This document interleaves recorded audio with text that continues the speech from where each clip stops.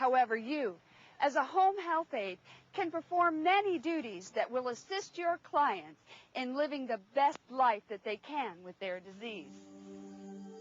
Low levels of oxygen in the body affects all the organs, even the heart.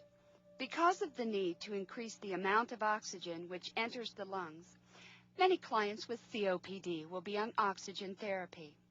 This is when additional oxygen is delivered to the client, usually through a nasal cannula. A nasal cannula is a flexible plastic tube with two prongs which fit into the client's nostrils and is secured with an elastic band. With each breath, the client breathes in oxygen. Because many people will have a tendency to breathe through their mouth when wearing a nasal cannula, oxygen that is supposed to go to the lungs may enter the nose and exit through the mouth instead. You may need to remind your client to keep their mouth closed when breathing to get the maximum benefit from their oxygen therapy. You will also need to assess how the cannula fits on the client's nose and face. The bands need to be tight enough to hold the equipment in place properly, but not too tight to cause redness or irritation. Frequently, clients who use oxygen will have extension tubing which allows them to walk through the house. Although the freedom to move around the house as needed or desired is a great benefit for the client, the tubing laying on the floor can cause the client to trip and fall. Reminding your clients to always be aware of the tubing and assisting them with safe ambulation by moving the tubing out of the client's pathway will decrease the chances of injury. Finally, remember that oxygen is a flammable gas and will explode.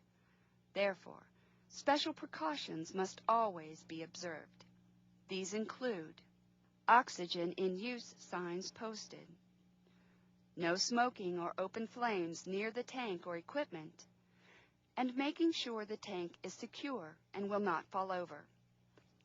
You can increase everyone's safety by monitoring these factors each time you see the client. Many clients are overwhelmed with fear and anxiety when they have trouble breathing. They often feel out of control and will become very dependent on others. Encouraging the client to be as independent as possible by allowing them to perform the activities they are able to within the limits of their disease will help them to remain more calm and gain some control over their situation.